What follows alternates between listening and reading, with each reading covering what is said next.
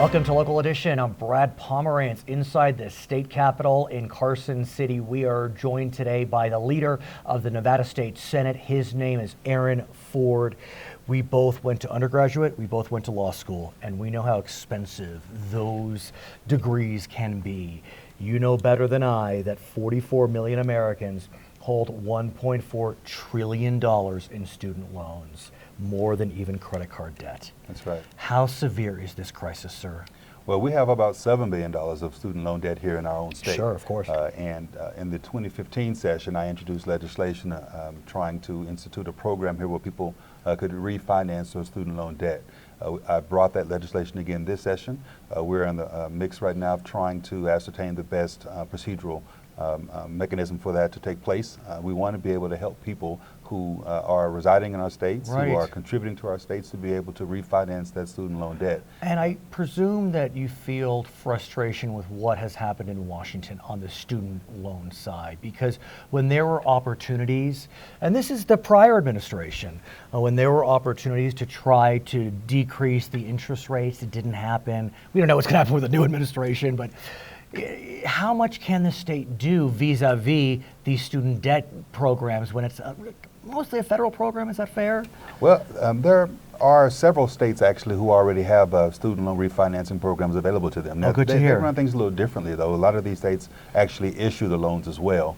And so they have a mechanism already set up. So we're looking at the best practices from other states to see if we can copy or mold any of them into a Nevada plan of sorts that will work for our people. But you're right, at the federal level, there's only so much that was being done, and we have an inherent responsibility as legislators to look out for our own citizens, and so I'm looking to try to do that through a student loan refinancing program. What about for those students that were victimized by for-profit institutions? That was a national scandal, obviously. Yes. Is that an issue that is facing many Nevadans, and are you looking into that if necessary? Well, we did hear about a couple of schools, at least one school that we know of that closed down recently and left a lot of our citizens in a lurch, and so what we've done is to continue to prop up our public institutions of higher education. So whether it's the community college system, and in Southern Nevada, we're looking to ensure that, for example, CSN and Nevada State College get to expand their health programs, whether it's improving the medical services in Southern Nevada by instituting a medical school at UNLV. Those are things that we can do to help make college more available to people who may have been victimized by private entities. Not to mention the fact that we're also working on trying to ensure that our very first state need-based financial aid scholarship program continues its vitality and its viability. And so we're looking at changes to that so that more people can get access to it and continue their public education. In terms of public ed, it's hard to deny that over the last few sessions, and this is not at all a criticism, there was a tremendous focus on K-12 education. Sure. Democrats, Republicans, the governor, the lieutenant governor. I mean, everyone was focused on K-12. Some could say, though, that that was at the detriment of higher ed. Sure.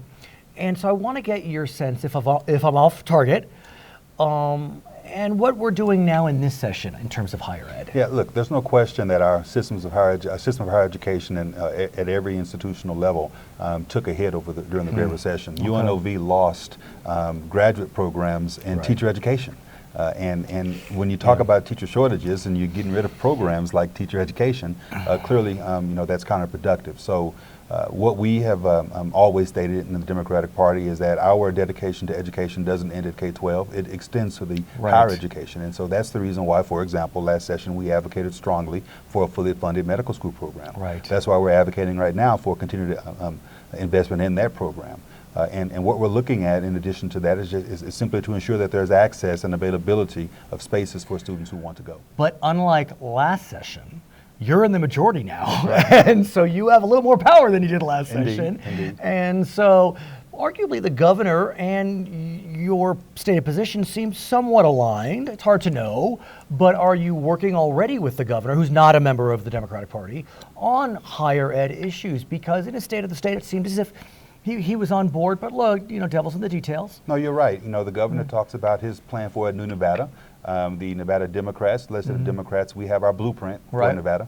which we've recently rolled out, and they're aligned on that particular issue on expanding access to higher education. The governor talks about, for example, adding more money to UNR for a new engineering school. Right. And we're going to work with the governor about our budget priorities to ensure that all of our state gets to benefit in that. Without getting into the nitty-gritty of marijuana and the passage of legal marijuana in November, I want to focus on the funding side because that could help education. Sure. I mean, we understand, and it's hard to know, but an additional $60 million could come in through the sale of legal marijuana.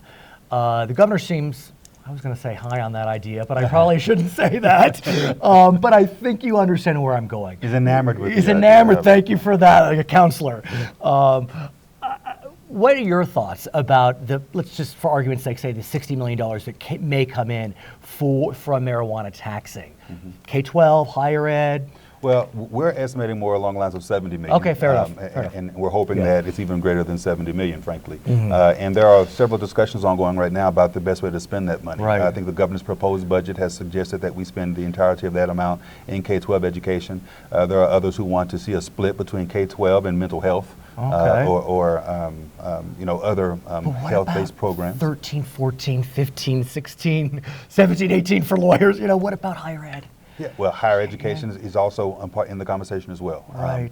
So we'll just have to see. We have 120 days. Yes, I got for the entirety of the session, and we'll have those conversations. So in terms of 13, 14, community college, I know that you are a big booster of career tech, apprenticeships programs, and as I've said, we can say a lot about the new administration in Washington, but what we do know is the new administration's been talking about bringing jobs back, and if we bring those jobs back, they're likely skill jobs that need training, and who trains those for skill jobs? Community college. And so where are we on this in Nevada on that question? Well, we are on the precipice of greatness in that particular area, if you ask me. We have a lot of unions out there that have some great apprenticeship programs. We need to be tapping into those and capitalizing on that. We have some great career and technical academies in our state that are nationally ranked for their efficacy. So we're going to be looking to augment the success by providing more money and opportunities in those areas as well. But let me ask you, because if the new administration is able to truly onshore jobs, it can happen quickly. Sure. And when that happens, we need folks ready to be able to take those jobs. And a lot of states will be competing for those jobs. And look at what happened with Tesla, for example. Right. Stole Tesla from California. And so is Nevada really focusing like a laser beam on this issue that jobs may be coming back? I think auto probably is a likely area. Yeah. Talk to me. Yeah. Well, I mean, even before the present administration, we've always been getting ourselves ready for a rebounded economy. The last administration was able to ensure that we made that happen. And so what we're looking at now is what we've been doing already. Faraday is an example of an entity that came to Southern Nevada, and we aligned immediately with CSN. Nice. To ensure that they were going to be doing the training for the first 300 or so employees that were going to go in. And particularly training for people who live in those areas, which are generally minorities who are at a higher unemployment level. Sure. So we are, in fact, laser focused on ensuring that we're ready to go when the opportunity presents itself. He is Aaron Ford. He is the leader of the Nevada State Senate. My name is Brad Pomerance. We are inside the Capitol building in Carson City, and we want to thank you so much for joining us on Local Edition.